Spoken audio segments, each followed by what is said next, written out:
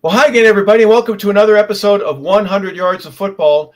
Today, Joey Clinkscales, I'm Harper LeBel. We're going to have our first of a college prospect interview show that we have, where we're going to be looking at some of the seniors and the juniors that want to leave early and be a part of the NFL draft process.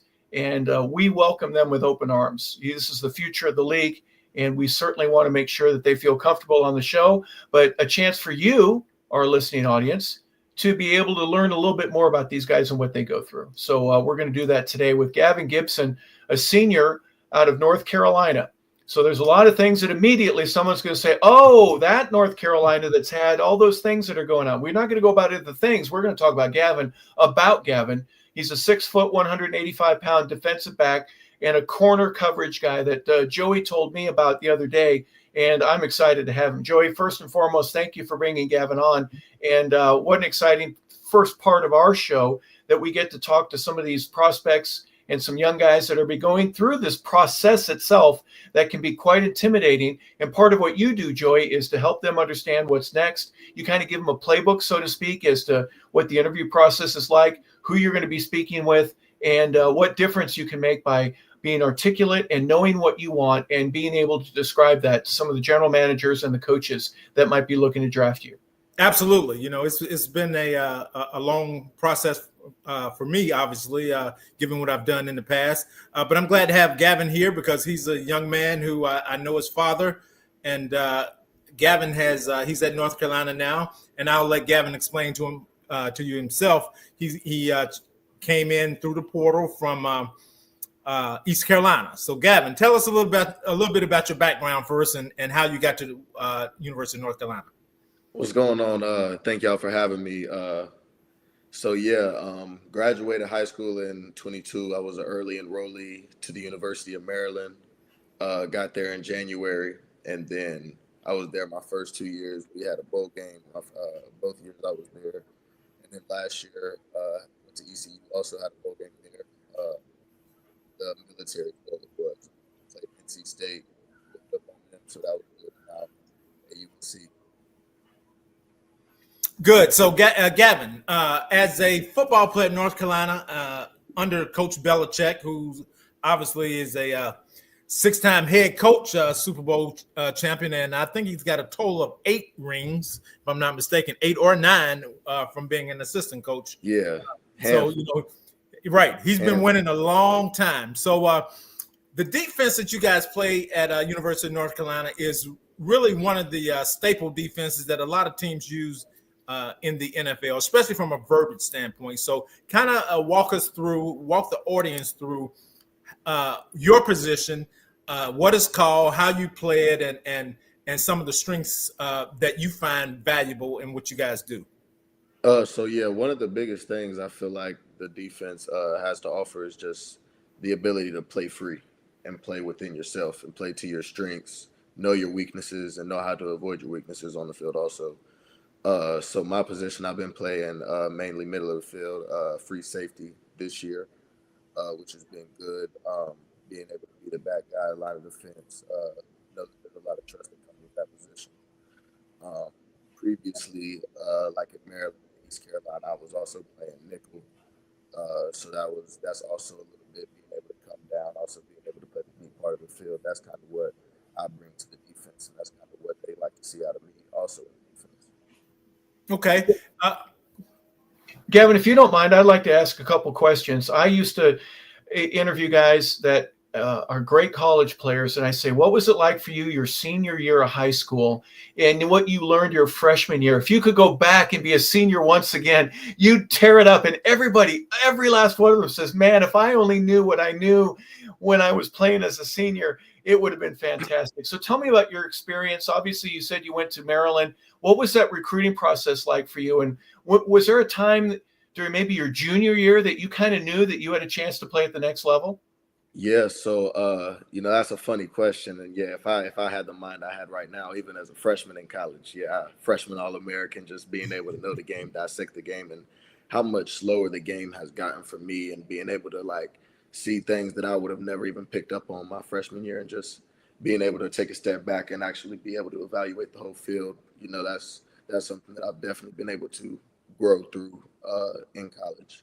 Were you a two-way player in high school? Did you play a little bit offense and defense? So actually, my high school experience was kind of like my college experience. I transferred 3 times in high school.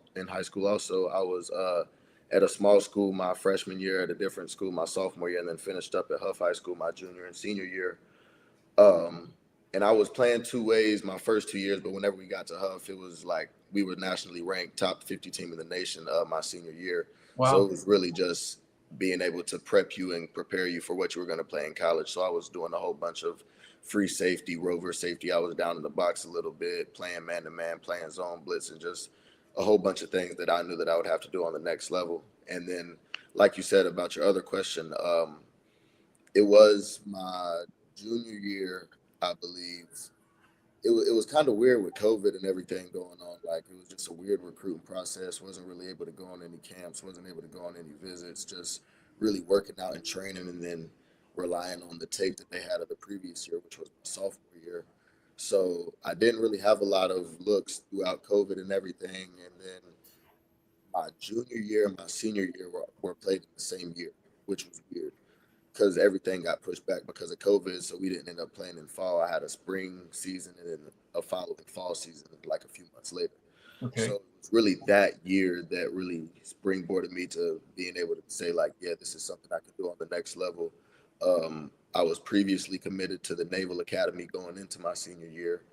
Um, and by like the third game, I had probably picked up like 5 or 6 offers, a few P5 offers at the time, and then a few other local schools and Group 5 schools. So then that was really whenever it settled in my head, like, yeah, I can be a Power 5 football player. This is something I can do on the next level. And then ultimately decommitted from Navy and committed to play for Maryland.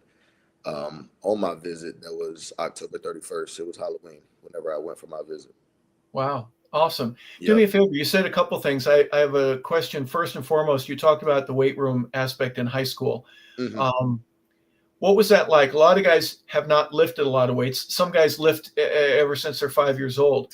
The reason I ask is specifically for a guy who relies on his speed, his agility, his ability to turn and rotate. Some guys would prefer not to lift, but I imagine because of the regiment that you had at the high school level, that there's a day or two where you go, man, I feel so stinking strong. I am enjoying the results of what all that weight activity, all the sweat, all the equity that you put in to your body. What was that like for you? That experience about going, I can hit harder. I feel better when I get up. I'm stronger and I'm faster.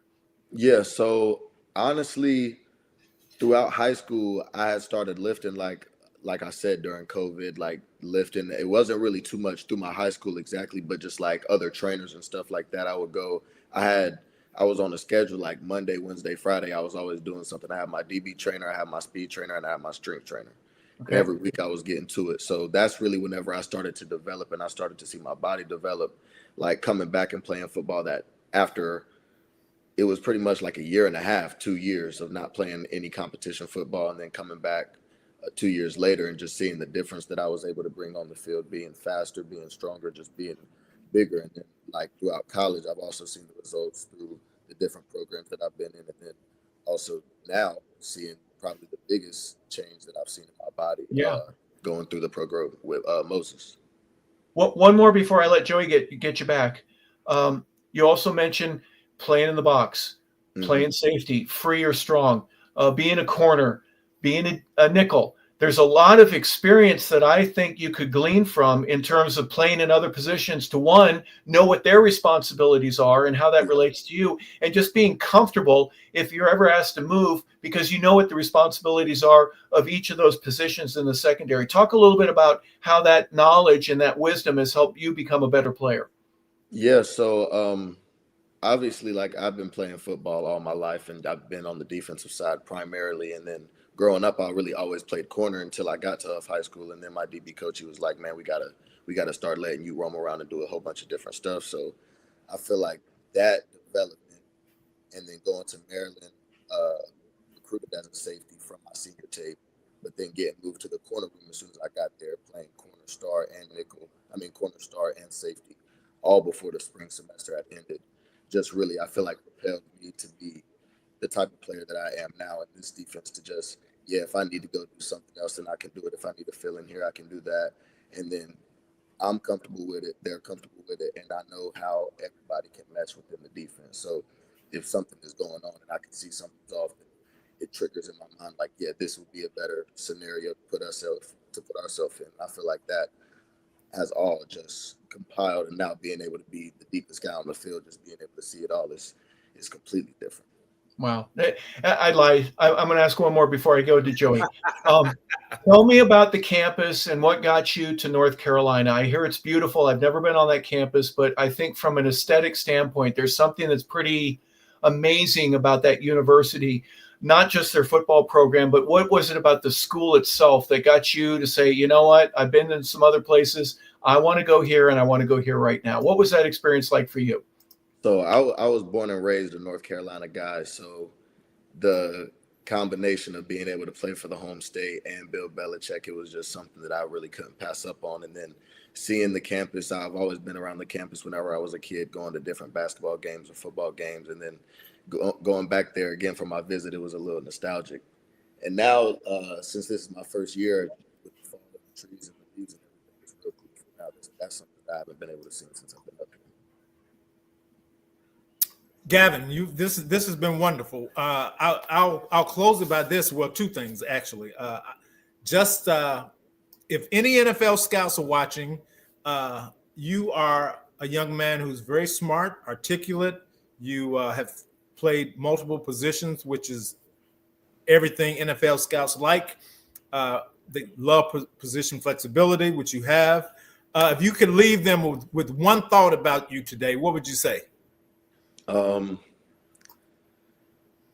feel like me as a player, I feel like the way that I play the game and the way that I approach the game really is what separates me in the way that I can dissect the game and just be able to make moves on the fly. I feel like that's really what I lean on, not being the strongest guy or the fastest guy or the biggest guy, just being able to make up with that, with the way that I can move and the way that I can think on the football field. I feel like that's definitely one of my best traits.